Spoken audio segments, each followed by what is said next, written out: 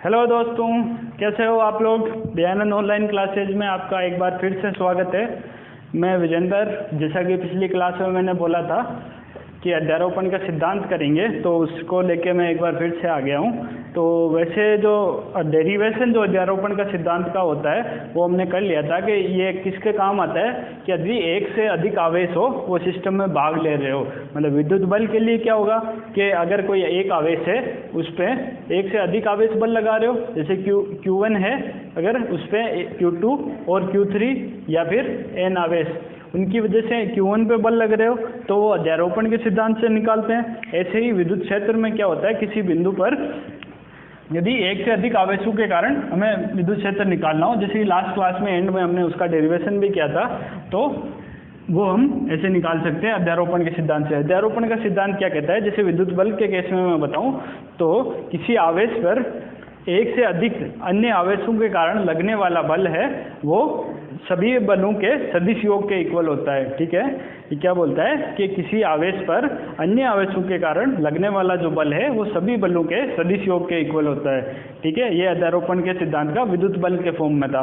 अब विद्युत क्षेत्र के केस में क्या होता है, विद्युत क्षेत्र का केस ये बोलता है कि किसी बिंदु पर अन्य आवेशों के कारण लगने वाला विद्युत क्षेत्र, मतलब एक से अधिक आवेशों के कारण लगने वाला विद्युत क्षेत्र वो है उन सभी विद्युत क्षेत्रों के सदिश योग के बराबर होता है। तो वो ऐसे निकालते हैं। ठीक है, तो हम क्या करते हैं, इसके न्यूमेरिकल्स कर लेते हैं तो उससे हमें समझ में आ जाएगा कि अध्यारोपण का सिद्धांत है क्या। डेरिवेशन से तो कुछ पता नहीं लगता, वेक्टर फॉर्म जोड़े जा रहे हैं, घटाए जा रहे हैं, क्या कर रहे हैं, कुछ भी समझ में नहीं आ रहा है। ठीक है, तो अपना जो क्वेश्चन है बुक का ही न्यूमेरिकल ले रहा हूँ मैं। पिछली जो अपना जो न्यूमेरिकल्स की क्लास थी कूलॉम के नियम की, उसमें 1.8 तक अपना न्यूमेरिकल हो गया था।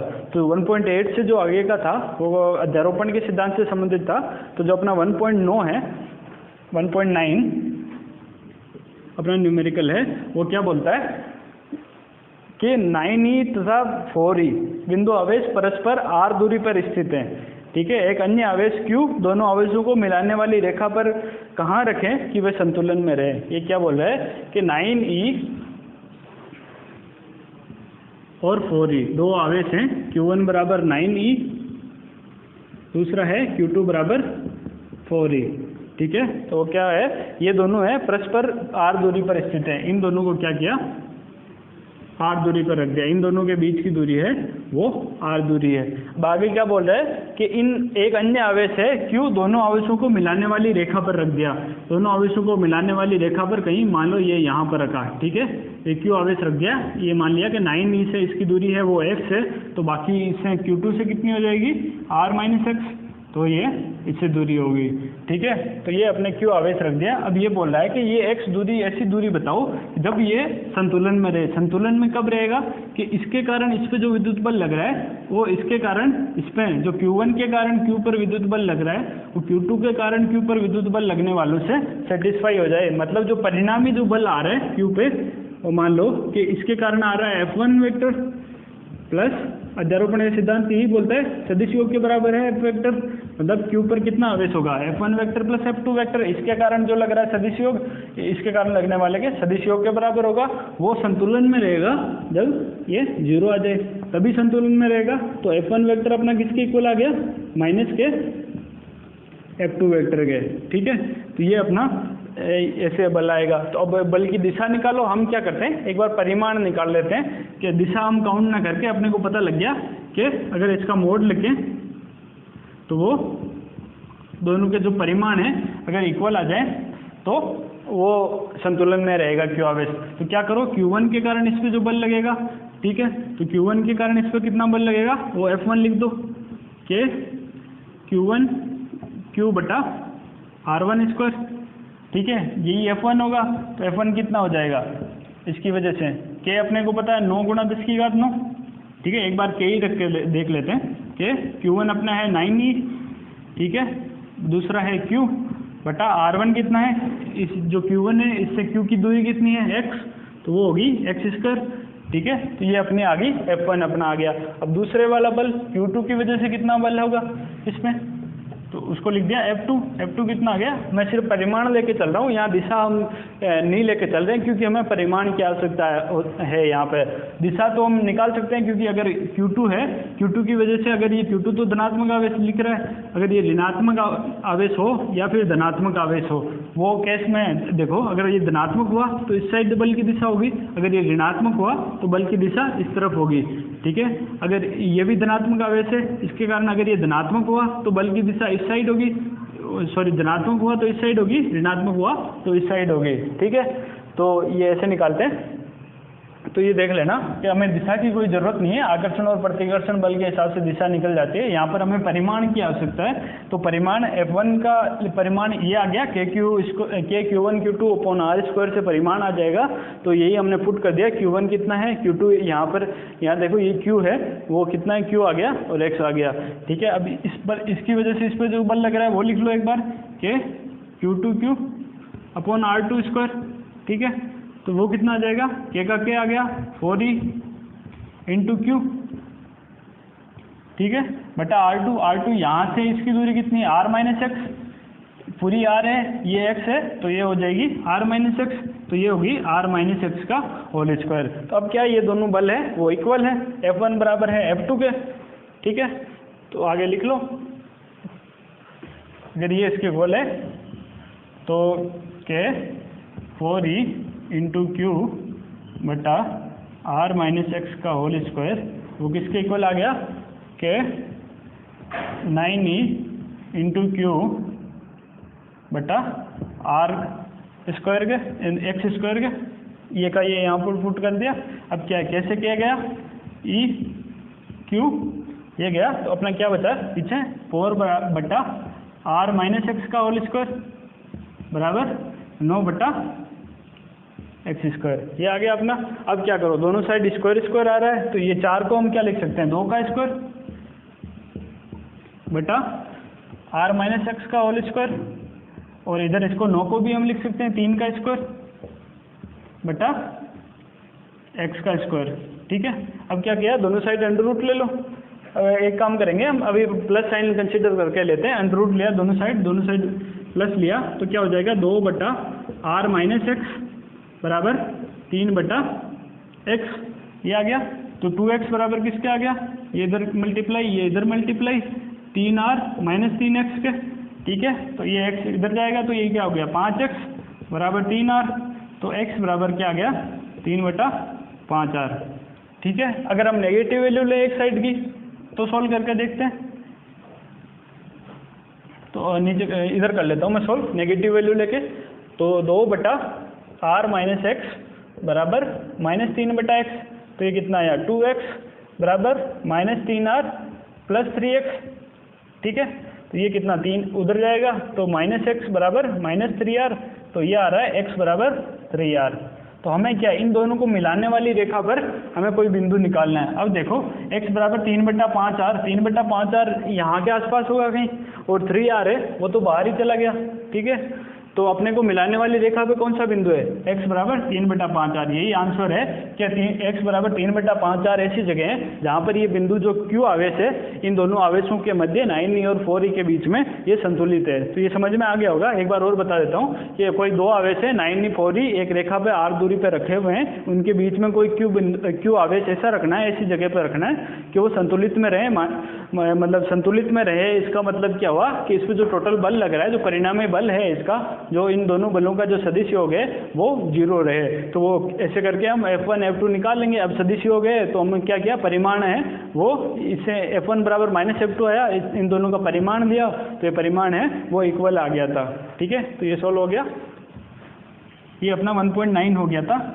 तो इसके बाद में हम 1.10 देखते हैं, वो भी अध्यारोपण के सिद्धांत से रिलेटेड। ये कूलाम के नियम से जो अध्यारोपण का सिद्धांत हम लगा रहे हैं, एक से अधिक आवेशों के निकाय के कारण। तो अपना 1.10, ठीक है।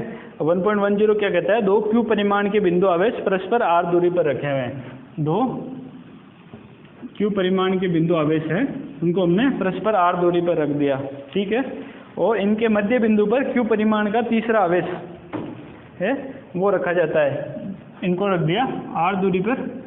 ठीक है, इनके मध्य दूरी पर, मध्य बिंदु पर अगर ये r दूरी पर है तो मतलब ये q परिमाण कहाँ रखा हुआ है, ये r/2 पे हो गया और ये यहाँ पे r/2 पे हो गया, तभी मध्य बिंदु पे होगा। आगे क्या बोल रहे हैं कि जो रखा जाता है इसका मान एवं प्रकृति क्या हो कि निकाय अधिकतम संतुलन में रहे होगी। तो अब क्या है, ये क्या बोल रहा है, निकाय संतुलन में रहे लेकिन संपूर्ण निकाय संतुलन में। संपूर्ण निकाय संतुलन में मतलब क्या है कि ये इधर उधर ना जाए, ये भी इधर उधर ना जाए और ये भी इधर उधर ना जाए। तो अब क्या करो कि अगर ये क्यों आवेश है यहाँ बीच में r/2 पे है, ये तो हमें पता लग रहा है कि अगर मध्य बिंदु पर है, दोनों समान आवेश है तो ये तो हमेशा संतुलन में रहेगा। अब हम इसका चेक कर लेते हैं ये कैसे अगर संतुलन में रहेगा या नहीं रहेगा। ठीक है, तो हम क्या करते हैं, ये जो बिंदु मान लिया हमने D मान लिया, इस बिंदु को A मान लिया।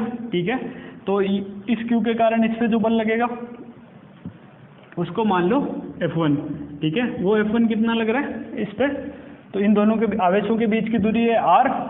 ठीक है, और दोनों आवेश हो गए Q, तो Q²/r² हो गया।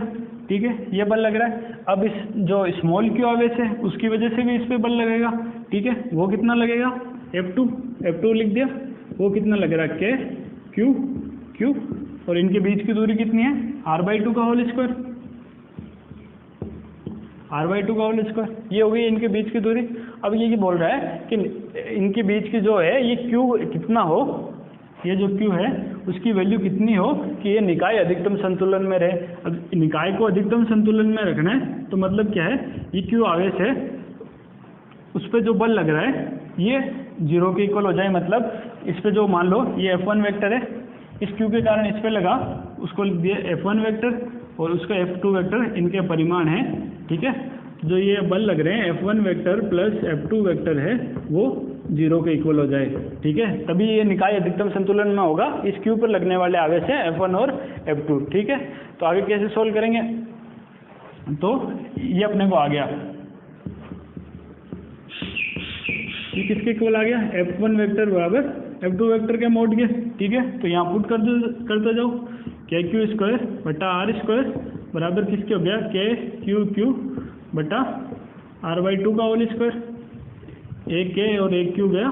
ठीक है, फिर कितना बचा, Q/r² बराबर ये r²/4 हो जाएगा, 4 ऊपर जाएगा तो ये बचा 4Q/r²। ठीक है, तो अपना Q आया Q/4। तो Q का मान है, जो इस आवेश का मान है वो तो अगर Q/4 के इक्वल हो जाए तो इस Q पर लगने वाला जो आवेश है वो, जो लगने वाला बल है वो संतुलित हो जाएगा। ठीक है, अब ये प्रकृति भी पूछ रहा है। अब देखो इसके कारण ये धनात्मक है, ये धनात्मक है, ये अपने को दिया हुआ है तो ये क्या करेगा, प्रतिकर्षण लगाएगा। ठीक है, तो ये इधर बल लगाएगा। अगर ये धनात्मक आवेश हो, अगर ये पॉजिटिव हो तो यहाँ पर देखो ये किधर बल लगाएगा, इधर लगाएगा, तो वे दोनों बल कहाँ हो गए, एक ही दिशा में हो गए। तो एक ही दिशा में हो गए तो इसका मतलब क्या हुआ कि ये कभी 0 हो ही नहीं सकते। ये F1 मतलब ऐसे अगर वेक्टर निकालो तो अगर हम नेगेटिव साइन कंसीडर करें, ये एक दूसरे की विपरीत दिशा में हो, F1 vector minus F2 vector, मतलब समझ में नहीं आया होगा, एक बार वापस बताता हूँ ये यहाँ से, कि अगर ये एक ही दिशा में हो दोनों तो दोनों का क्या होगा, जोड़ हो जाएगा। ये दिशा मान लो i कैप है दोनों की। ठीक है, अगर इसकी भी i कैप मानी, इसकी भी i कैप मानी तो इन दोनों को जोड़ेंगे तो ये कभी 0 आना पॉसिबल ही नहीं है। अगर देखो ये नेगेटिव आवेश हो तो देखो आकर्षण लगेगा, ये इधर लग गया, इसके ऊपर किधर लगेगा, इसके कारण लग रहा है, वो इधर लग रहा है, तो मतलब क्या हुआ, एक दूसरे की विपरीत दिशा में लग रहे हैं। तो क्या हुआ कि एक की दिशा तो आ रही है i कैप, एक की दिशा आ जाएगी माइनस i कैप, मतलब इधर आ रही है और इधर आ रही है। तो पॉसिबिलिटी क्या है, ये माइनस वाला चार्ज है तभी ये एक दूसरे की विपरीत दिशा में होंगे, तो ये जो आवेश है वो नेगेटिव है, मतलब ये ऋणात्मक प्रकृति का है। ठीक है, ये 1.10 हो गया अपना। एक बार वापस बता देता हूँ कि निकाय को हमें संतुलन में रखना है। निकाय संतुलन में तभी रहेगा कि ये जो सारे आवेश हैं उन पे जो बल लगने वाला जो बल है, संपूर्ण निकाय का संतुलन बोला हमें। पिछले क्वेश्चन में हमें बीच वाले आवेश के संतुलन का बोला था तो हमने निकाल लिया था। इसमें ये बोला है संपूर्ण निकाय संतुलन में रहे, मतलब ये है कि ये जो Q आवेश है, ये Q आवेश है, ये भी संतुलन में रहे, इन पर जो लगने वाला जो फाइनल बल है वो भी 0 रहे अपना। ठीक है, तो वो कैसे रहेगा कि एक काम करो, इस पर जो लगने वाले बल है वो सारे के सारे बल निकाल लो। इस Q की वजह से जो बल लग रहा है और इस Q की वजह से जो बल लग रहा है उसको F1 और F2 अपने नाम दे दिया। अब क्या किया, अगर संतुलन में मतलब इन दोनों का मोड इक्वल होगा तो ये करके अपने Q की वैल्यू आ गई, ठीक है, ये कैलकुलेशन की। अब क्या बात हुई, अब हमें प्रकृति भी पूछ रहा है कि ये Q आवेश है वो किस प्रकृति का हो। अब किस प्रकृति का वो कैसे निकालें, तो वो क्या है, हमें दिशा का ध्यान रखना पड़ेगा। यहाँ पे मोस्ट इंपॉर्टेंट हो जाती है कि डायरेक्शन क्या होगी दोनों बलों की, ठीक है। अगर ये दोनों ही धनात्मक, ये धनात्मक आवेश है, इसकी दिशा तो हमेशा ये प्रतिकर्षण वाली इस साइड ही होगी। जो ऋणात्मक आवेश है उसके कारण जो आकर्षण वाली जो दिशा हो जाएगी वो इस दिशा में हो जाएगा, ठीक है। तो तभी ये पॉसिबल है कि ये जो Q है वो -Q/4 के इक्वल हो, तो इस पे जो निकाय है वो संतुलन में रहेगा अपना, ठीक है। ये सॉल्व हो गया। अब अगला क्वेश्चन हम करते हैं 1.11 जो 1.11 है।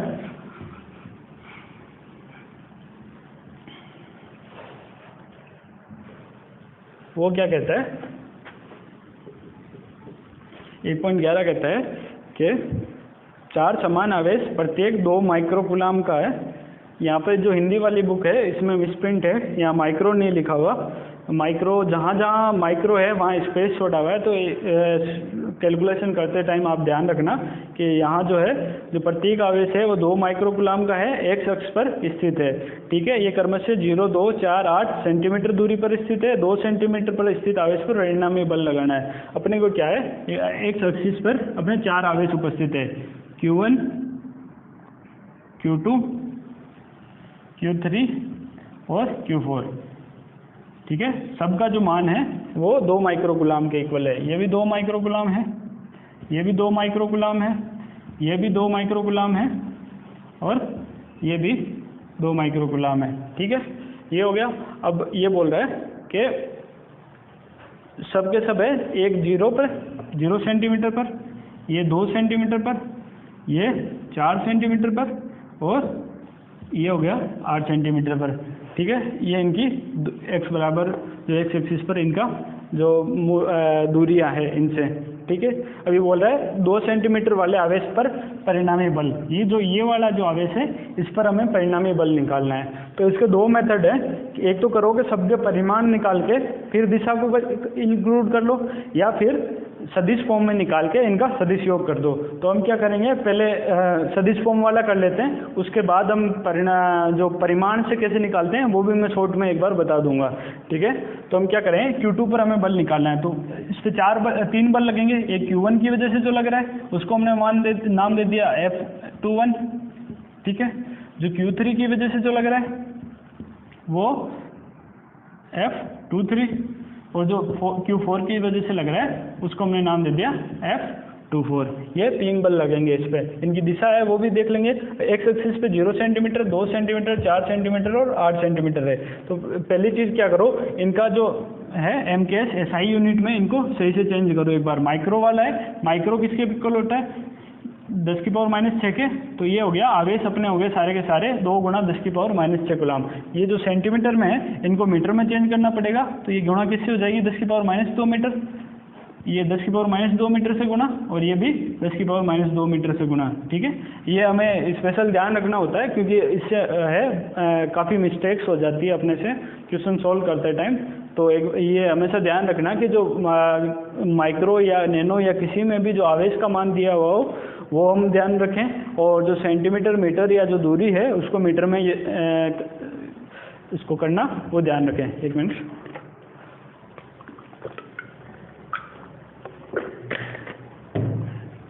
तो अब कैसे सॉल्व करेंगे, तो पहले क्या करें, F21 वेक्टर निकालें, फिर F23 वेक्टर निकालें, फिर F24 वेक्टर निकालें। तो Q1 की वजह से जो Q2 पे निकल रहा है बल लग रहा है उसको नाम दिया हमने F21 वेक्टर। तो वो किसकी इक्वल हो जाएगा कि Q1 Q2 upon R21 vector के मोड का क्यूब इंटू R21 वेक्टर। ये वेक्टर फॉर्म में ऐसे लिखते हैं। तो R21 वेक्टर निकालो, R21 वेक्टर किसके इक्वल हो जाएगा, R2 vector minus R1 vector के। R2 वेक्टर क्या है अपना, ये है 2 गुणा 10⁻⁻² मीटर वाला, ये वाला हो गया। और जो R1 वेक्टर है, R2 वेक्टर है तो मतलब x दिशा में i कैप लगा दो, ये R1 वेक्टर है 0, 0 के लिए तो ये 0 हो गया। तो R2 vector minus R1 vector कितना हो जाएगा, ये 2 गुणा 10⁻⁻² i कैप माइनस 0, तो ये बच गया R21 वेक्टर अपना आ गया 2 गुणा 10 की पावर माइनस 2 आई कैप हो गया, ये मीटर में है, ठीक है। तो ये R21 वेक्टर आ गया। अब इसका आई कैप है, एक ही दिशा में आ रहा है, तो मोड भी इसी के इक्वल हो जाएगा, 2 गुना 10 की पावर माइनस 2 मीटर के। तो ये हो गया R21 वेक्टर बराबर 2 गुना 10 की पावर माइनस 2 मीटर, ठीक है। ये इसका मोड आ गया, परिमाण जो है वो इसके इक्वल आ गया। तो अब सोल्व कर लो। R21 वेक्टर अपना दिया हुआ है 2 गुना 10 की पावर माइनस 2 आई कैप हो गया। अब के कितना है, 9 गुना 10 की पावर 9, ठीक है। Q1 कितना है, 2 गुना 10 की घात माइनस 6, Q2 भी 2 गुना 10 की घात माइनस 6 कूलम है। R21 वेक्टर का मोड क्यूब कितना हो गया, R21 वेक्टर का मोड है 2 गुना 10 की पावर माइनस 2 मीटर। तो ये भी यहाँ पर पुट कर दो, 2 गुना 10 की पावर माइनस 2 मीटर, तो इसका क्यूब हो जाएगा। और फिर इसकी जो डायरेक्शन वेक्टर है 2 गुना 10 की पावर माइनस 2 मीटर, ये आ गया आई कैप। ये आगे कैसे आया, ये सारी वैल्यू पुट की है हमने जो यहाँ पे निकाली है। जैसे R21 वेक्टर है वो 2 गुना 10 की पावर माइनस 2 आई कैप आया था, और R21 वेक्टर का जो मोड आया था वो इसके इक्वल आया था। तो ये सदिश फॉर्म में ऐसे निकलेगा। ये कैसे हो जाता है, फिर इसको सोल्व करके देख लो। 2 2 2, ये 3 2 है, ये क्यूब है वो हट जाएगा, नीचे हो जाएगा 10 की पावर माइनस 6, ठीक है। ये ऊपर आएगा तो ये हो जाएगा 10 की पावर 15 15 12 12 14, ठीक है। तो ये बचा 9 इंटू कितना बच जाएगा, 10 की पावर 9 6 6 12, और ये नीचे वाला है माइनस 6, ये ऊपर जाएगा प्लस 6 हो जाएगा, ये 15 15 में से 12 गया तो ये बचा 90 आई कैप न्यूटन। ये पहला बल आ गया, आई कैप है, इसकी डायरेक्शन क्या आ गई, आई कैप आ गई। अब ऐसे ही क्या निकालो, F23 वेक्टर निकालो, ठीक है। F23 वेक्टर कितना हो जाएगा, सेम टू सेम हो जाएगा के Q1 Q3 बटा R23 वेक्टर अपॉन इंटू इसका क्यूब और R23 वेक्टर, ठीक है। ये वेक्टर फॉर्म में थोड़ा सा डिफिकल्ट होता है, लेकिन हमें डायरेक्शन का विशेष ध्यान नहीं रखना पड़ता, इसीलिए हम ये वेक्टर फॉर्म में लेते हैं। अब R23 वेक्टर हमें निकालना पड़ेगा Q2 और Q3 इन दोनों के बीच में। तो अपना जो ये हो गया, ये वेक्टर कितना हो गया, R3 वेक्टर, वो तो हो गया 4 इंटू 10 की पावर माइनस 2 आई कैप, ठीक है। अपना जो R2 वेक्टर है वो कितना है, 2 गुना 10 की पावर माइनस 2 आई कैप, ठीक है। R2 वेक्टर कितना है, 2 गुना 10 की पावर माइनस 2 वेक्टर 2 आई कैप, ठीक है। तो अब हमें निकालना है R23 वेक्टर। R23 वेक्टर कैसे निकलेगा, R2 vector minus R3 vector से, तो 2 में से 4 गया माइनस 2, तो ये कितना बचेगा, 2 गुना, ये इसके इक्वल आ जाएगा माइनस 2 गुना 10 की पावर माइनस 2 आई कैप पे, ठीक है। तो इसकी जो डायरेक्शन आ रही है वो आ रही है माइनस आई कैप में आएगा, ठीक है। तो अब यहाँ वैल्यू पुट करते जाओ वापस, 9 गुना 10 की घात 9 इंटू 2 गुना 10 की घात माइनस 6 का होल स्क्वायर हो जाएगा, 2 बार आएगा, ठीक है, बटा R23 वेक्टर का मोड है, मोड में माइनस चिन्ह गायब हो जाता है, तो R23 वेक्टर इसके इक्वल आ जाएगा मोड के परिमाण। तो 2 गुना ये 10 की घात माइनस 2 का क्यूब इंटू जो इसकी डायरेक्शन है वो कितनी आ जाएगी, माइनस 2 गुना 10 की पावर माइनस 2 आई कैप। ये जो डायरेक्शन वेक्टर है R वेक्टर अपना वो आ जाएगा। अभी देखो ये कैलकुलेशन तो लगभग सेम ही हो जाएगी, तो ये आ रहा है माइनस 90 आई कैप, ठीक है। ये आ गया F23 वेक्टर। अब हमें कौन सा चौथा वेक्टर तीसरा वेक्टर है जो बल का, वो निकालना पड़ेगा, F24 वेक्टर। ये आया F24 वेक्टर। F24 वेक्टर किसके इक्वल हो गया, के Q2 Q4 बटा R24 वेक्टर के मोड का क्यूब इंटू R24 वेक्टर, ये आ गया, ठीक है। अब R24 वेक्टर निकालना पड़ेगा, मैं ये हटा देता हूँ तो ऊपर जो लिखा हुआ है। अब देखो R2 वेक्टर तो अपना है 2 गुना 10 की पावर माइनस 2 आई कैप, जो R4 वेक्टर है वो अपना है 8 गुना 10 की पावर माइनस 2 आई कैप, ठीक है। तो R24 वेक्टर कितना हो जाएगा, R2 vector minus R1 vector, तो ये कितना आ गया, माइनस 6 गुना 10 की पावर माइनस 2 आई कैप, 2 में से 8 गया वो आ गया माइनस 6 आ गया। और इसका मोड किसके इक्वल हो जाएगा, 6 गुना 10 की पावर माइनस 2 के, क्योंकि जो माइनस साइन है वो हट जाता है, ये सब मीटर में चल रहा है। तो यहाँ पर वैल्यू पुट कर दो अगेन, तो 9 गुना 10 की पावर 9 इंटू 2 गुना 10 की पावर माइनस 6 का होल स्क्वायर आ जाएगा, क्योंकि अपने जो आवेश हैं वो सारे समान हैं। नीचे R24 वेक्टर का मोड का क्यूब है, तो वो इसके क्यूब आ जाएगा 6 गुना 10 की घात माइनस 2 का क्यूब, ठीक है, इंटू किसके इक्वल आ गया, माइनस 6 गुना 10 की पावर माइनस 2 आई क्या, ये आ गया। इसको सोल्व करो, इसके आंसर कितने आ रहे हैं, तो वो मैं सीधा लिख देता हूँ, ये आ रहे हैं, इसको सोल्व करने पर कितने आएगा, ये आ गया, माइनस साइन तो है ही, आगे ले लो, और ये आ जाता है 10 आई कैप। ठीक है, ये 10 आई कैप ही आ रहा है, हाँ 10 आई कैप आ जाएगा। ठीक है, अब देखो ये सब न्यूटन में चल रहा है, ये भी न्यूटन है, ये भी न्यूटन है, न्यूटन है, तो 3 बल लगे, F21 वेक्टर, F23 वेक्टर और F24 वेक्टर। तो जो परिणामी बल जो है Q2 वेक्टर पर वो कितना लगेगा, F21 वेक्टर, जो F2 वेक्टर हुआ किसके हो गया, इन तीनों के सदिशों के, F21 vector plus F23 vector plus F24 vector. ठीक है, तो वो किसके इक्वल हो गया, इसको 90 आई कैप, 90 आई कैप प्लस ये माइनस का 90 आई कैप प्लस ये माइनस का 10 आई कैप, तो कितना आ गया, -10 आई कैप न्यूटन। तो इसकी जो परिमाण आया वो तो आया 10 न्यूटन, और इसकी दिशा क्या आई, माइनस आई कैप, मतलब जो परिणामी जो बल लगेगा इस पर वो इस दिशा में लगेगा। तो एक बार देख लो, क्योंकि अपने जो आरबीएससी बोर्ड के जो पेपर में अगर ऐसा कोई क्वेश्चन आता है तो हमें इस टाइप से सोल्व करना पड़ता है, बराबर वेक्टर वेक्टर निकाल के इनको ऐसे निकालो, हम सीधा नहीं निकाल सकते। अगर कम्पिटिटिव एग्जाम में अगर यही क्वेश्चन आए तो इसका सीधा तरीका ये होता है कि ये तो आपको समझ में आ गया होगा, इन सभी बल निकाले, बल के बीच में जो ये आर वेक्टर होता है यही थोड़ा इंपॉर्टेंट होता है, ये कैसे निकालते हैं वो आपको समझ में आ जाना चाहिए, उसके बाद में इसको सॉल्व करते जाएंगे। अब इसको कम्पिटिटिव एग्जाम के हिसाब से अगर करें तो क्या करो, अगर ये अपने को दिया हुआ है, ठीक है, तो पहले बल की दिशा निकाल लो। देखो ये Q1 है, ये पॉजिटिव है, ये भी पॉजिटिव है, ये पॉजिटिव है और ये पॉजिटिव है, तो सारे के सारे बलों में क्या होगा, सारे के सारे आवेशों में प्रतिकर्षण बल लगेगा। तो जो Q1 की वजह से जो इस पर प्रतिकर्षण बल लगेगा वो इधर लगेगा। ठीक है, तो ये अपने मान लिया F1 हो गया। Q3 की वजह से जो लगेगा वो मतलब F21 मान लिया, Q3 की वजह से जो Q2 पे लगेगा वो F23 हो गया, और 4 की वजह से इस पे लगेगा वो F24 हो गया। मतलब क्या है कि F21 तो अपना जो प्लस आई कैप में लग रहा है, जो इसकी दिशा है प्लस x दिशा में है, बाकी दोनों नेगेटिव x दिशा में है। तो क्या करो, इसको धनात्मक ले लेना, इसको इन दोनों को ऋणात्मक लेते जाओ, तो F23 सीधा निकाल दो, कैसे निकल जाएगा, KQ² बटा R²। तो K अपने को पता है, Q² का अपने को पता है, R कितना हो जाएगा, इन दोनों के बीच की दूरी 2 - 1 2 सेंटीमीटर ही रहेगी, तो 2 सेंटीमीटर 2 × 10⁻² का स्क्वायर, तो ये से पुट कर दो और ये निकल आएगा अपना F23 वेक्टर।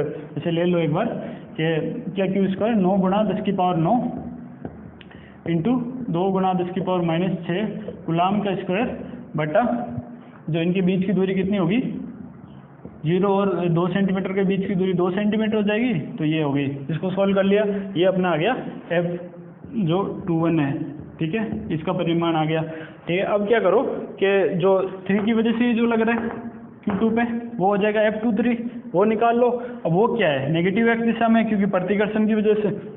अपने देखो यहाँ पर अगर समझ में नहीं आ रहा, एक बल तो लग रहा है इधर और 2 बल अपने हैं वो लग रहे हैं इधर। ठीक है, जो Q2 Q3 और Q4 की वजह से वो इधर लग रहे हैं, और जो Q1 की वजह से है वो इधर लग रहा है। तो इसकी वजह से जो बल आए उसमें से ये दोनों घटा लो, जो परिणामी जो बल आए उसकी दिशा अगर जो भी आए, अगर पॉजिटिव आए तो वो प्लस आई कैप हो जाएगी, अगर नेगेटिव आए तो वो माइनस आई कैप हो जाएगी। तो ऐसे सॉल्व भी कर सकते हैं हम फटाफट, उसमें अगर वेक्टर के चक्कर में हमें नहीं पड़ना है तो ऐसे हो जाएगा सीधा सीधा। ठीक है, तो ये अपना हो गया 1.11 1.11 हो गया।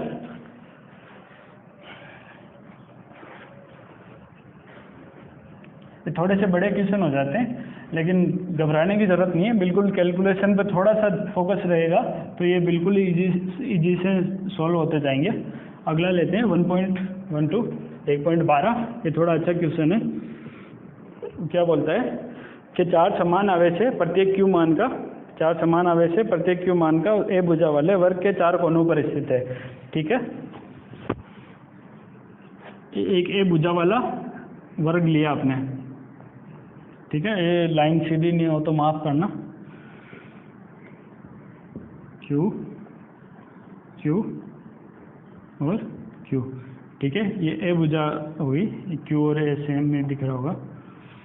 Q ये Q है, A को ये A है, ये A है, A है। अब क्या बोल रहा है कि इस पे स्थित है प्रत्येक आवेश पर शेष आवेशों के कारण परिणामी बल ज्ञात करो। प्रत्येक आवेश पर शेष आवेशों के कारण परिणामी बल हमें निकालना है। तो मान लो कोई भी एक आवेश चूज कर लो, उस पर निकाल लो, ठीक है। तो पहले मान लिया इस पर हम निकालेंगे, इस पर निकालेंगे तो देखो दिशा का हमें ध्यान रखना है। ये जो है ये y दिशा है, ये x है, ठीक है। ये आई कैप लिखा वो माइनस जे कैप आएगा, जो इधर होगा वो माइनस आई कैप आएगा। ये हमें ध्यान रखने की ज़रूरत है, ठीक है। तो ये बना रहने देता हूँ, ठीक है। ये x और y होगी। अब क्या करो, ये समान समान आवेश है, सारे के सारे धनावेश है, तो दिशा बना लो एक बार। इसकी वजह से इसको दे दो हम Q1 नाम दे दिया, इसको Q2 दे दिया, इसको Q3 दे दिया और इसको Q4 दे दिया, ठीक है।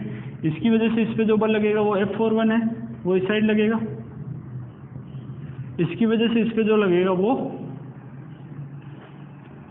F43 है, वो इस साइड लगेगा।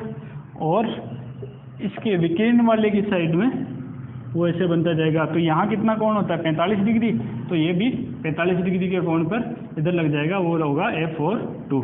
तो 3 बल लग रहे हैं अपने, जो Q आवेश है उसको एक बार साइड में बना लेते हैं। एक लग रहा है ऊपर की साइड जो 41, एक लग रहा है इस साइड F43 और एक लग रहा है 45 डिग्री के कोण पर, वो है F42। तो आपको परिणामी बल है वो निकालने का पता होता होगा कि अगर दो बल है वो 90 डिग्री पे अगर लग रहे हैं और इनके जो मान है वो बराबर हो, तो जो इनका जो परिणामी है वो 45 डिग्री पर ही बनता है, ठीक है। ऐसे बनता है। तो अगर इन दोनों का F43 और F41 है, इनका परिणामी निकालें तो वो इस साइड ही बनेगा। तो ऐसे निकाल सकते हैं हम। पहले क्या करो, इन सब के परिमाण निकाल लो, ठीक है। तो F41 कितना हो जाएगा, F41 जो आवेश है अपने समान है, KQ² हो गया बटा सबकी दूरी यहाँ पर देखो 41 मतलब 1 और 4 के बीच की दूरी a है, तो a² होगी। अब ऐसे ही F42, पहले F43 निकाल लो। F43 कितना है, इनके बीच की दूरी भी a है, तो हो गया KQ² बटा a²। अब तीसरा है F42, आवेश समान है, KQ² हो गया, पर इनके बीच की दूरी देखो, यहाँ पर जो विकिरण की दूरी कितनी होती है, ये a है, तो पाइथागोरस प्रमेय से कितना हो जाएगा, ये √2 का a² प्लस a² मतलब √2 है, √2a²। तो ये दूरी कितनी हो जाएगी, √2a। तो ये इनके बीच की दूरी है वो √2a का होल² मतलब KQ² बटा 2a²। ये हो गए तीनों बल आ गए अपने। अब क्या है, इनकी दिशा को हमें कंसीडर करना है। तो F43 देखो, ये लग रहा है x एक्सिस में प्लस आई कैप हो गया, ये F43 अपना हो गया, ये प्लस आई कैप हो गया। F41 देखो, ये प्लस y एक्सिस में लग रहा है, तो ये क्या हो गया, प्लस जे कैप हो गया। अब इसका देखो यहाँ F42, ठीक है, वो लग रहा है 45 डिग्री के कोण पे। तो अगर इसकी सीधा ही हमें सदिश निकालना हो तो ये काम कर लो, इसका आई कैप है, x के साथ कोण कितना बना रहा है 45, तो ये कितना हो जाएगा आई कैप कोस थीटा, मतलब आई कैप बटा आई कैप कोस 45, ठीक है, प्लस ये जे कैप है, जे कैप के साथ कितना कोण बना रहा है, इसके साथ भी 45 बना रहा है, तो प्लस जे कैप कोस 45, ये इसकी दिशा होगी, ठीक है। इसका ये वेक्टर फॉर्म में करने का बता रहा हूँ मैं, अभी थोड़ी देर बाद में सीधा करने का भी एक तरीका मेथड और देखेंगे हम। तो ये कितना हो गया, cos 45 होता है 1/√2, तो आई कैप बटा √2 प्लस जे कैप बटा √2, इसकी डायरेक्शन होगी। तो कैसे आया पता लग गया होगा, आई कैप के साथ 45 डिग्री है, तो जो थीटा के साथ वाला जो फैक्टर बनता है, इसका घटक बनता है, वो कोस में बनता है, तो ये कोस यहाँ पर भी 45 डिग्री है, तो जो y के साथ जो कोण बनेगा वो भी 45 है, तो वो भी कोस में बनेगा, तो कोस 45 अपना √2 होता है। तो इसकी दिशा हो गई आई कैप बटा √2 प्लस जे कैप बटा √2। तो इनका ये वेक्टर फॉर्म निकल गई अपने, ठीक है। तो अब क्या है, सदिश योग निकाल लो, टोटल कितना हो जाएगा। अध्यारोपण का सिद्धांत क्या बोलता है, अगर इस जो है F4 वेक्टर जो Q4 पर आवेश है, जो बल है टोटल वो कितना लग जाएगा, F41 vector plus F42 vector plus F43 vector, ये हो गया, हाँ ठीक है। तो F41 वेक्टर कितना है, ये हो गया KQ² बटा a² जे कैप प्लस F42 वेक्टर कितना है, ये वाला KQ² बटा 2² आई कैप बटा रूट 2 प्लस जे कैप बटा रूट 2, ठीक है। ऐसे ही F43 वेक्टर कितना हो गया, के क्यू स्क्वायर बटा ए स्क्वायर इंटू आई कैप, ठीक है, ये हो गया। अब ऐड करते जाओ, आई कैप वाले को ऐड कर दो और जे कैप वाले को ऐड कर दो, ठीक है। तो यहाँ कितना हो जाएगा,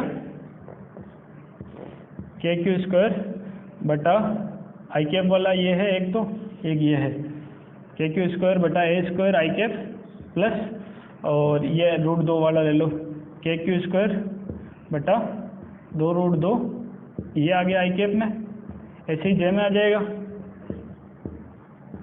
के क्यू स्क्वायर बटा ए स्क्वायर प्लस के क्यू स्क्वायर बटा 2 रूट 2 ए स्क्वायर इंटू जे कैप। तो ये जो है बल की सदिश फॉर्म आ गई। ये थोड़ा कॉम्प्लिकेटेड हो गया होगा, यहाँ पर ये दिशा निकालने का ही अपने जो थोड़ा सा सीन था वही हो रहा था। अब इसका जो हमें क्या निकालना है, इसमें जो परिमाण निकालना है, सीधा सीधा परिमाण कैसे निकालते हैं, वापस ही इनका स्क्वायर करके अंडररूट कर दो, इसका भी स्क्वायर करके अंडररूट कर दो, F4 वेक्टर के मोड का ये हो गया। तो ये इसका तरीका है कि इसको अंडररूट किया और ये करते जाओ, ठीक है। के क्यू स्क्वायर बटा ए स्क्वायर तो अपने कॉमन आ गया, ठीक है।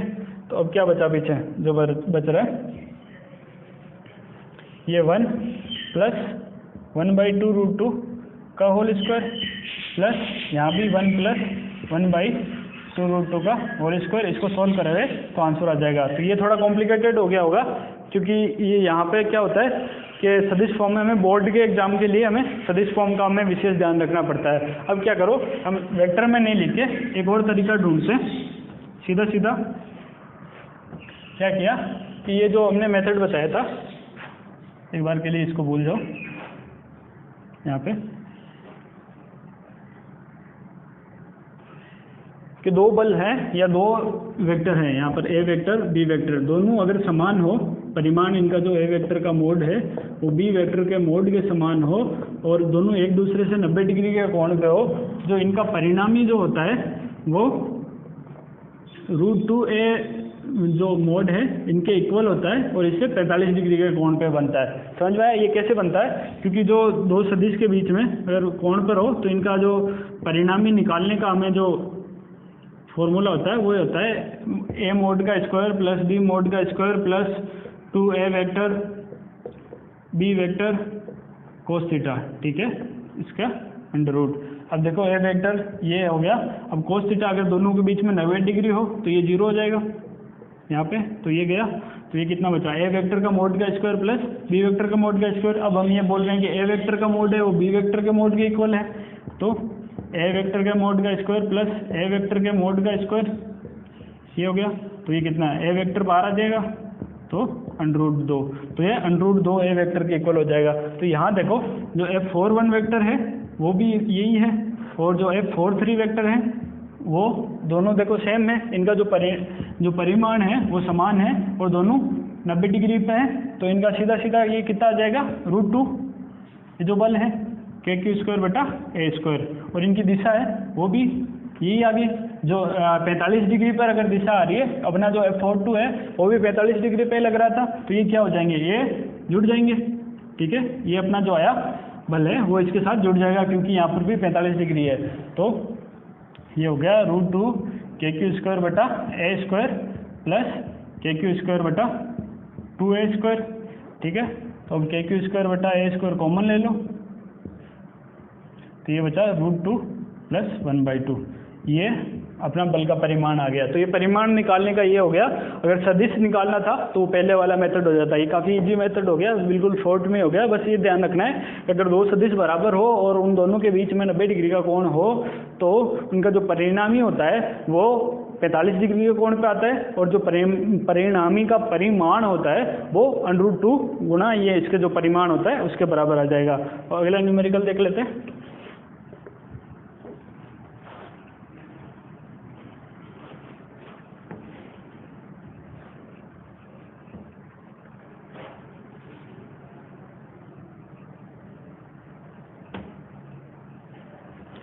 अगला है वो है 1.13, ठीक है। तो इसमें भी देखो 4 माइक्रोकुलाम, हिंदी वाले में सिर्फ गुलाम ही लिखा हुआ है, इसको माइक्रो कर लेना।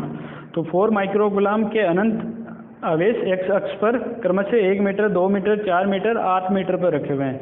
क्या बोल रहा है कि 4 माइक्रोकुलाम में कोई आवेश है Q बराबर 4 माइक्रोकुलाम, तो ये हो गया 4 × 10⁻⁻6 कुलाम। ये आवेश हैं, ये क्रमशः x बराबर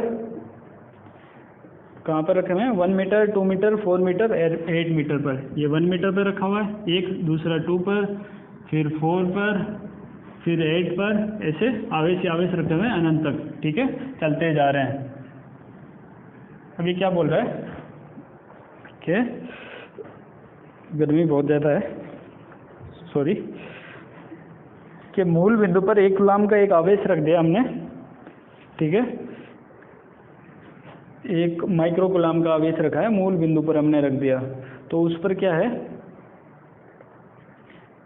बल ज्ञात करो। 1 कूलाम का आवेश है मूल बिंदु पर।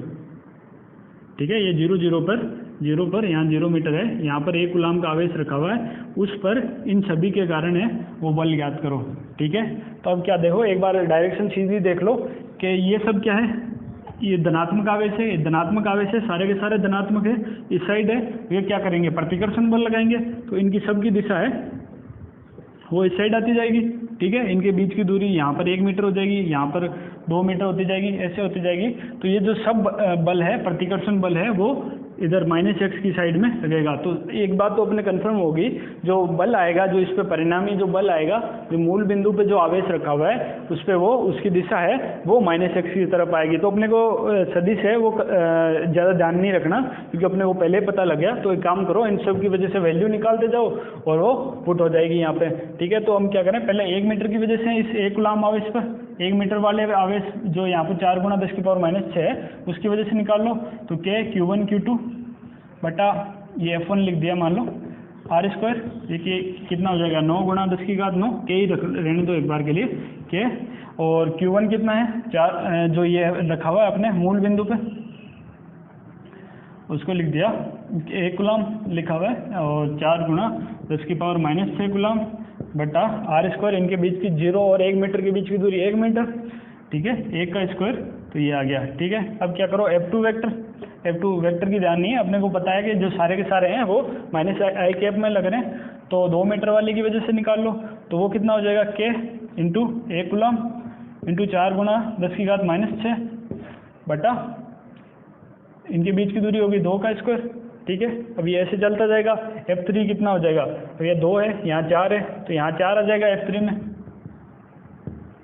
F3 में क्या आ जाएगा, k × 1 कूलाम × 4 × 10⁻⁻6 बटा इसकी और इसके बीच की दूरी कितनी होगी, 0 और 4 मीटर के बीच की दूरी, तो वो होगी 4 मीटर। ठीक है, ये ऐसे चलता जा रहा है। तो देखो, पहला आया 1 का स्क्वायर, अब यहाँ पर एक इनका सबका योग हो जाएगा -i डायरेक्शन में, तो F1 सबकी डायरेक्शन लिख दो अब, -i,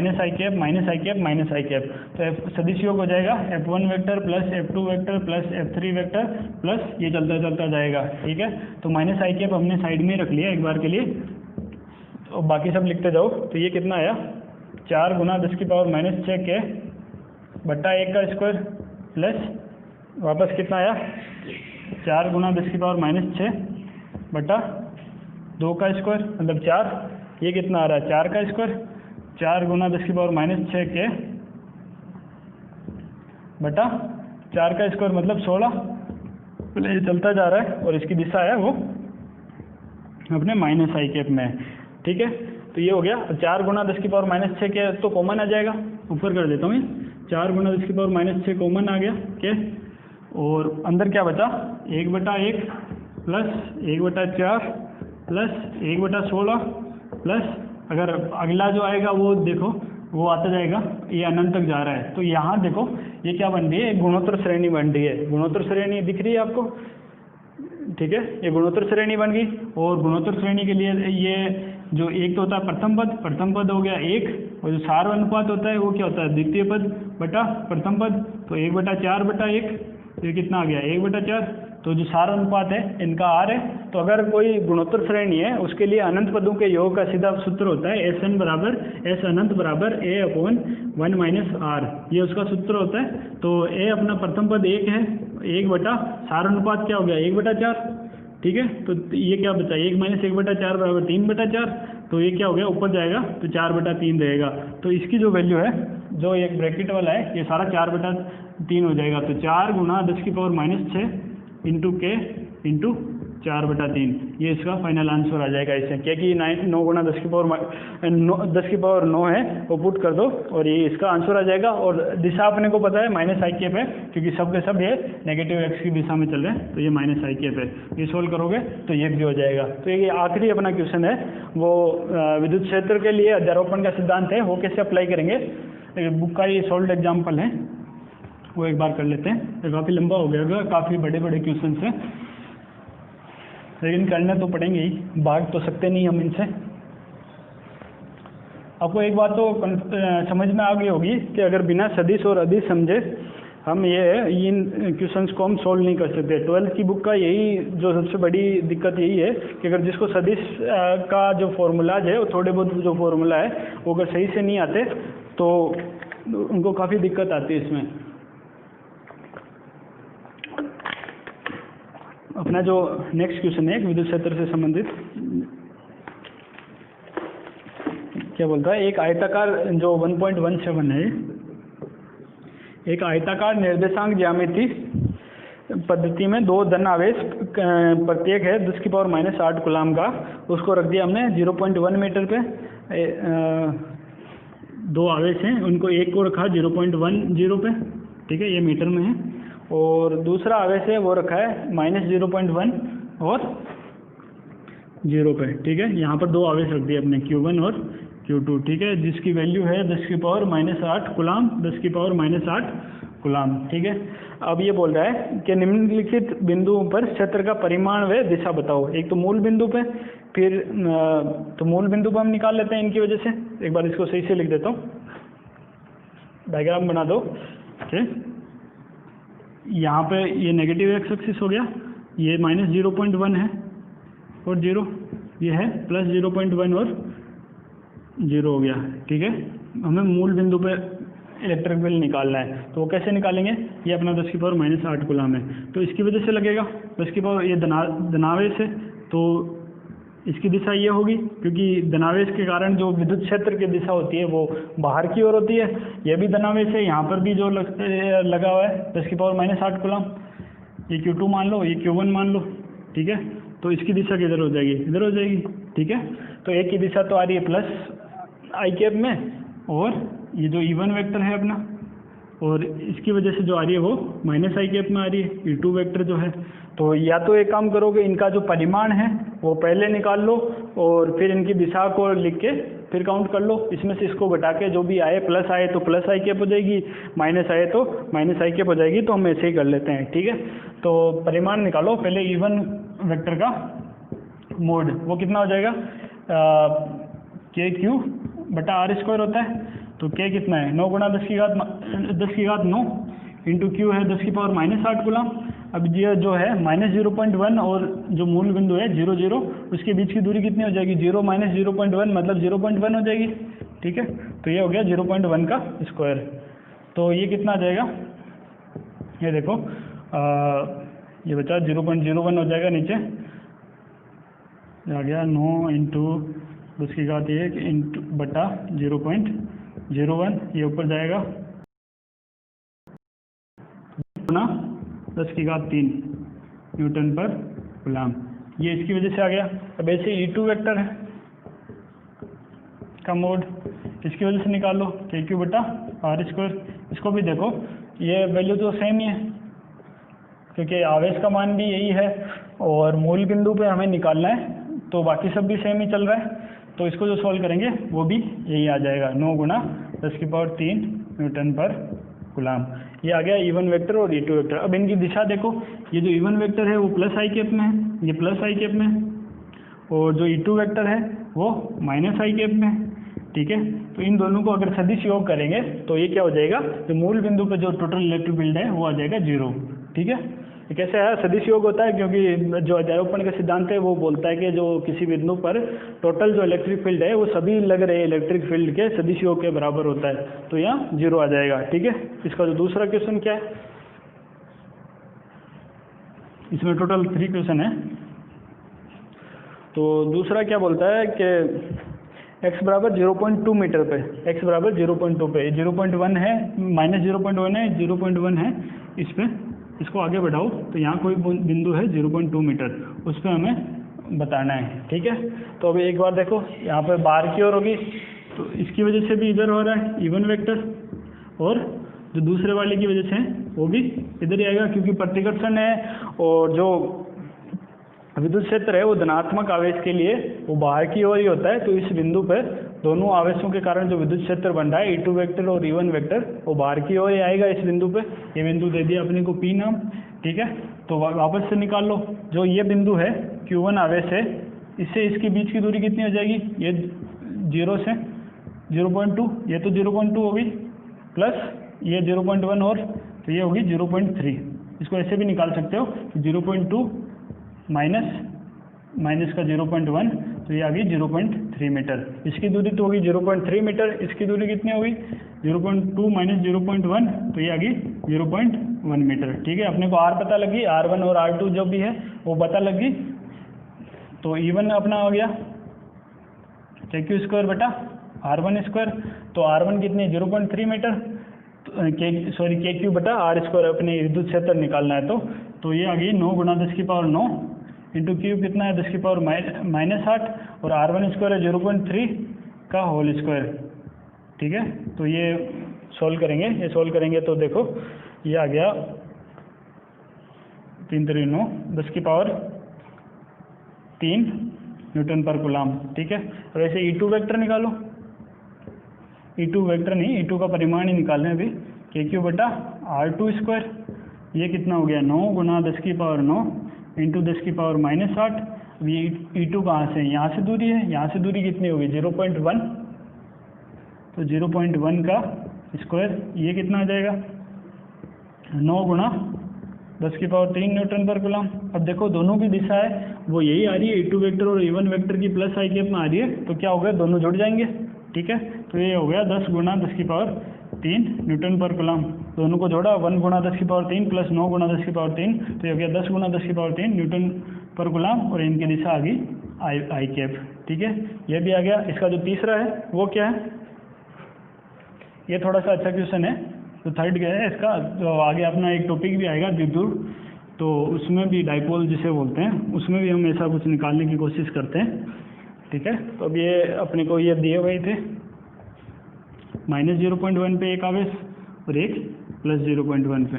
ठीक है, अब क्या है कि ये बोल रहा है कि कोई बिंदु है जो 0 और 0.1 जो y एक्सिस में हो गया, ये मूल बिंदु मान लो अपना, तो यहाँ पर मान लो कि ये 0.1 है।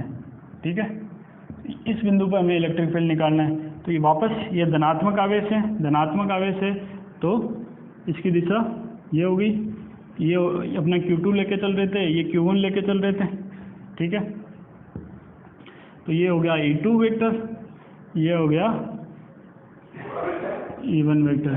ठीक है, अब क्या है, इस कोण को हम थीटा मान लें, तो ये कोण भी अपना थीटा हो गया, ये भी थीटा हो गया। ठीक है, बराबर पार्ट किए अब हमने, तो अब देखो तो E2 के साथ वाला थीटा के साथ वाला कोण कितना हो जाएगा, ये हो गया E2 cos थीटा। ठीक है, यहाँ पे E1 है, E1 के लिए भी करो, E1 के लिए भी हमें कोण के भाग करने पड़ेंगे, तो यहाँ पर ये थीटा है, ये भी थीटा है, क्योंकि यहाँ कोण है, ये वो भी इक्वल होगा, तो ये थीटा है, तो ये बचा अपना E1 cos थीटा। ठीक है, अब इसके जो थीटा के जो साथ वाला वो cos होता है, दूसरे वाला साइन होता है, तो ये बचा E1 साइन थीटा, और जो E2 की वजह से है वो भी इस साइड ही आ जाएगा, तो E2 साइन थीटा। ये थोड़ा कॉम्प्लिकेटेड हो गया होगा, साइड में एक बार फिर से डायग्राम बनाता हूँ। इस बिंदु पे देखो ये अपना लग रहा था E2, ये लग रहा है E1। ठीक है, तो इस साइड क्या हुआ, थीटा के साथ वाला ये बनेगा E2 cos थीटा, ये अपनी -x है, ये +x है, इसमें भी थीटा के साथ वाला यहाँ बनेगा E1 cos थीटा, ठीक है। दोनों के जो थीटा के जो दूसरे वाले घटक हैं वो साइन वाले वो इधर बन जाएंगे, ठीक है। तो अपने को देखो कि जो एक्स एक्सिस में है वो प्लस एक्स में लग रहा है ये, और माइनस एक्स में लग रहा है ये। तो यहाँ की जो यहाँ से इस बिंदु के बीच की दूरी है वो कितनी है, इस बिंदु से इस बिंदु के बीच की दूरी वो हमें निकालनी पड़ेगी। तो उसके लिए ज़रूरी है कि मैं ये भी दूरी भी बताऊँ, ये दूरी कितनी है। वाई एक्सिस में 0.1 है तो ये 0.1 मीटर है, तो ये दूरी कितनी हो जाएगी, ये 0.2 की आधी, ये 0.1 मीटर है। ये कैसे है, ये पूरी 0.2 है तो ये 0.1 मीटर है, ये 0.1 मीटर है, थोड़ा कॉम्प्लिकेटेड है तो ध्यान से देखना। ये 0.1 मीटर है, ये 0.1 मीटर है, और ये जो वाई एक्सिस में इसकी जो दूरी है वो 0.1 मीटर है, ठीक है। तो ये कितनी हो जाएगी 0.1 √2 मीटर। पाइथागोरस से निकाल लेना, ये 0.1 इंटू √2 मीटर आ जाएगी, ठीक है, इसकी दूरी आ जाएगी।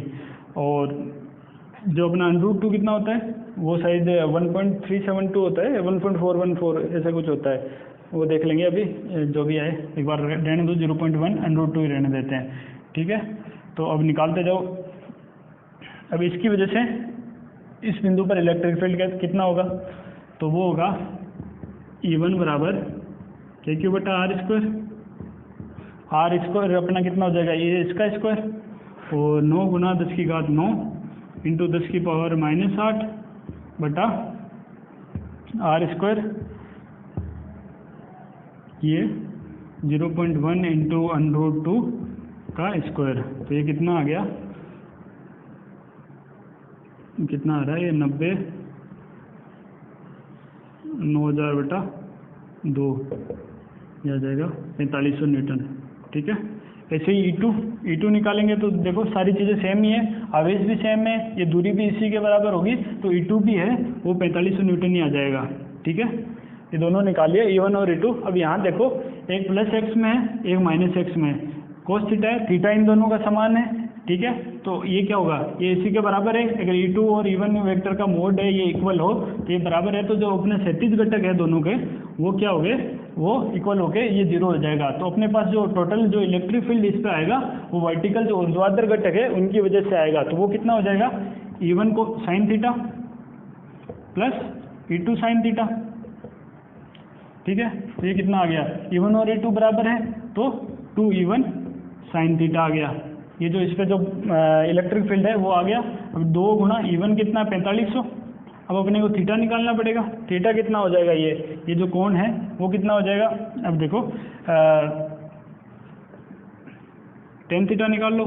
टेन थीटा बराबर क्या होगा, लंब बटा आधार 0.1 बटा 0.1, तो ये कितना आ गया, 1 आ गया, ठीक है। तो थीटा अगर 1 आ रहा हो तो टेन थीटा अगर 1 आ रहा हो तो थीटा होता है 45 डिग्री, ठीक है। ये पता लग गया होगा, लंब बटा आधार करते हैं तो टेन थीटा आ जाता है। और अगर वो 1 आ रहा है यहाँ पर 0.1 बटा 0.1 है तो थीटा आ गया 45 डिग्री। तो यहाँ साइन 45 कितना हो जाएगा 1/√2। तो इस पे जो इलेक्ट्रिक फील्ड है √2 4500, और ये इसकी दिशा क्या आ गई, जेकेप में, क्योंकि ऊपर की ओर आ रही है प्लस जेकेप। तो ये जो इस बिंदु पर जो इलेक्ट्रिक फील्ड लग रहा है √2 4500 जेकेप आ गया। ये काफ़ी कॉम्प्लिकेटेड हो गया होगा, ये अपना लास्ट क्वेश्चन है। तो एक बार वापस देख लेता हूँ। ये इस पे जो बिंदु पे अपने क्या किया, दो इलेक्ट्रिक फील्ड लगे, Q2 की वजह से E2, Q1 की वजह से E1, और फिर इनके घटक किए, क्षैतिज घटक कोस वाले हो गए और जो ऊर्ध्वाधर घटक है वो साइन वाले हो गए। तो E1 की वजह से cos theta, E1 cos theta ये प्लस एक्स में आ गया, तो E2 की वजह से जो है वो नेगेटिव एक्स में आ गया, और जो दोनों ऊर्ध्वाधर घटक है वो प्लस वाई में ऊपर की ओर आ गए। फिर अब क्या किया, इस बिंदु पर एक लाइन होगी अपनी जिसके बीच की दूरी होगी 0.1 इंटू √2 मीटर, ठीक है। तो इस बिंदु पर अपने को इस आवेश की वजह से इलेक्ट्रिक फील्ड पता लग जाएगा, वो इतना आया, वो भी इसी के समान आया, ठीक है। यहाँ भी जो है वो इतनी ही दूरी है, तो ये भी इसके इक्वल आ गया। तो दोनों अगर इलेक्ट्रिक फील्ड इक्वल आए तो एक्स एक्सिस में अपने को क्षैतिज घटक निकालेंगे, तो वो देखो कैसे आएंगे, E1 cos theta i cap minus E2 cos theta i cap, क्योंकि ये माइनस में आ रहा है, E1 और E2 बराबर है अपने थीटा बराबर है, तो ये कितना हो जाएगा, क्षैतिज घटक 0 हो जाएगा। और ऊपर वाला जो बेटा ऊर्ध्वाधर घटक बचे वो दोनों जुड़ जाएंगे, 2E1 sin थीटा आ जाएगा। फिर ये कैलकुलेशन हो गए, ये हो जाएगी। ये काफ़ी लंबा लेक्चर हो गया होगा। Thank you. हो गए अपने न्यूमेरिकल्स ऑलमोस्ट सारे हो गए। तो बचे हुए अपने 2 टॉपिक और बचे हैं, विद्युत क्षेत्र रेखाएं और विद्युत द्विध्रुव। उनके साथ उनके न्यूमेरिकल कर लेंगे, 2 या 3 लेक्चर मैक्स में ये चैप्टर अपना खत्म हो जाएगा। Thank you.